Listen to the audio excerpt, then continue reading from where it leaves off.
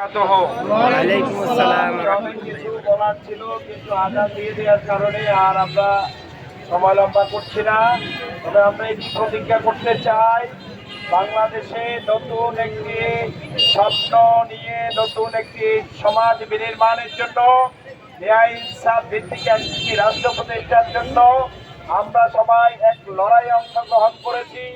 ন্যায় ইনসাফ ভিত্তিক রাষ্ট্র প্রতিষ্ঠার জন্য আপনারা রাজি আছেন কিনা? ভিত্তিক রাষ্ট্র প্রতিষ্ঠা করতে হলে আল কোরআনের আইন এই সমাজে প্রতিষ্ঠার কোনো বিকল্প নেই। আর সেটি যদি করা যায় তাহলে এই সমাজে আর কোনো দুর্নীতি, দুঃশাসন, অপশাসন কোনো কিছু থাকবে না। মানুষ তার নিজের অধিকার বুঝে পাবে ইনশাআল্লাহ।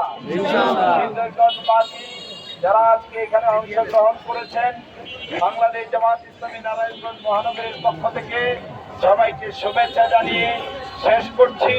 আশা করছি আগামী দিনে ন্যায় ইনসাফের পক্ষে আপনারা দাঁড়িপাল্লা মার্কায় আপনাদের ম্যান্ডেট দিয়ে আমরা সংসদে ইসলামের পক্ষে প্রতিনিধিত্ব করার ক্ষেত্রে আপনারা সহযোগিতা করবেন ইনশাআল্লাহ।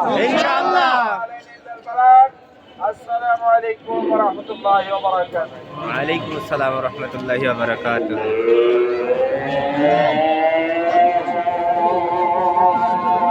আমরা এই পাশে মসজিদ আছে, এখানে নামাজ পড়বো, আরেকটা মসজিদ আছে।